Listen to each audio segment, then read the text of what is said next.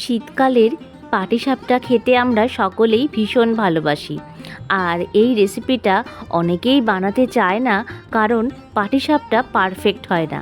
আজকের রেসিপিতে আমি দেখাবো সঠিক মাপ সহ কিভাবে পাটিসাপটা বানালে পরে যে কোনো ফ্রাইং প্যান বা চাটু বা তাওয়াতে এটা খুব চটজলদি তৈরি করে নিতে পারবেন। প্যানে আটকাবেও না, আবার ঠান্ডা হলে শক্তও হয়ে যাবে না। চলুন তবে দেখে নেওয়া যাক। রেসিপিটা বানানোর জন্য এখানে আমি 1 কাপ পরিমাণে চালের গুঁড়ো নিয়েছি। তার থেকে হাফ অর্থাৎ নেব হাফ কাপ পরিমাণে ময়দা। আর ময়দার থেকেও হাফ কাপ পরিমাণে নিতে হবে আমাদের সুজি।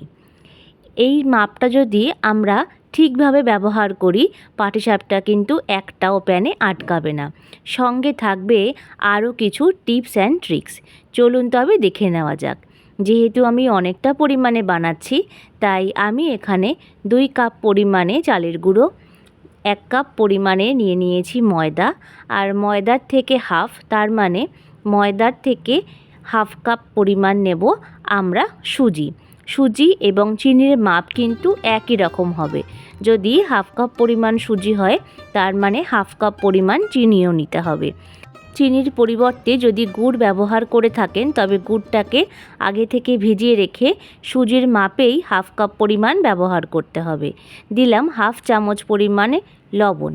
এবার 1 লিটার দুধ আমি আগের থেকে জাল করে রুম টেম্পারেচারে রেখে দিয়েছিলাম। এবার এটাকে অল্প অল্প করে দুধ দিয়ে ব্যাটারটাকে রেডি করে নেব।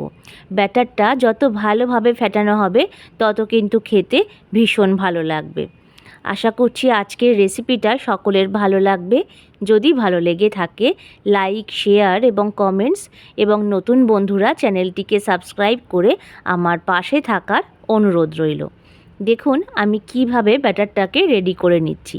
যত ব্যাটারটা আমরা ভালোভাবে ফেটিয়ে নেব, তত কিন্তু পাটিসাপটাটা খেতে নরম হবে এবং খেতেও ভীষণ ভালো হবে।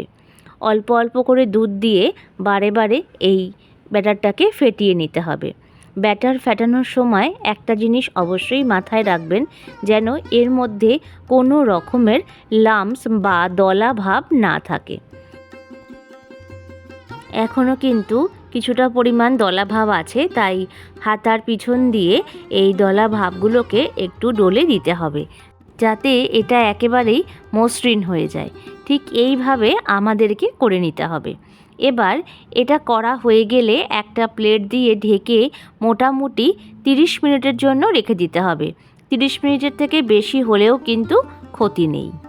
30 মিনিট পরে ফিরে আসছি।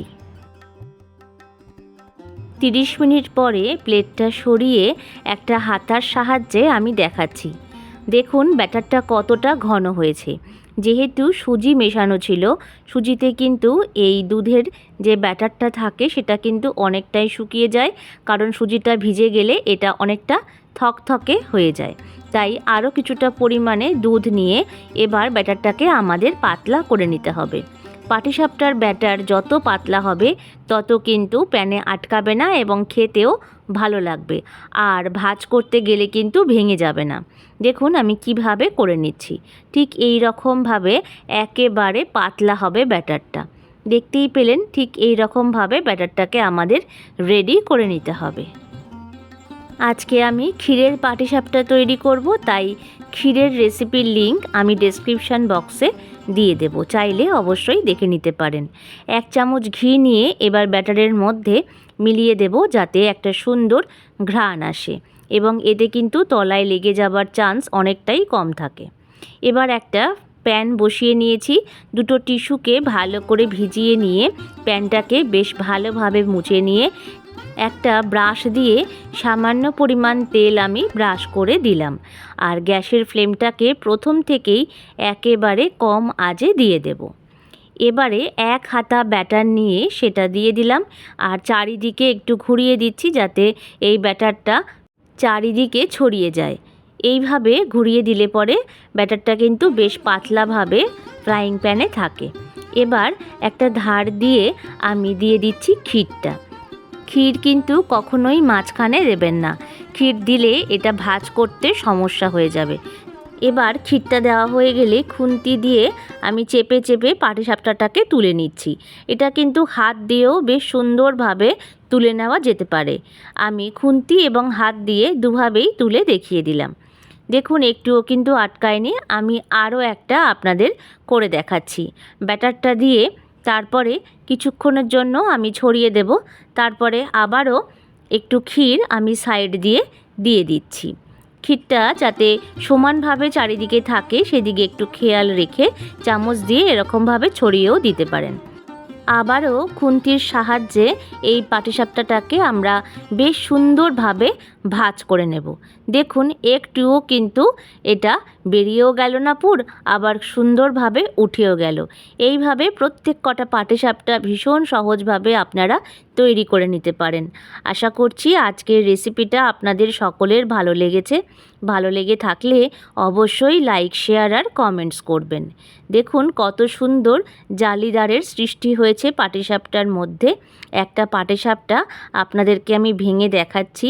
দেখুন কি সুন্দর নরম হয়েছে এবং চাপ দিলেই কিন্তু ক্ষীরটা বেরিয়ে চলে আসছে। নতুন বন্ধুরা আমার চ্যানেলটাকে সাবস্ক্রাইব করে প্লিজ পাশে থাকবেন। প্রত্যেকে ভালো থাকবেন, সুস্থ থাকবেন, অনেক আনন্দে থাকবেন। ফিরে আসছি নতুন ভিডিও নিয়ে।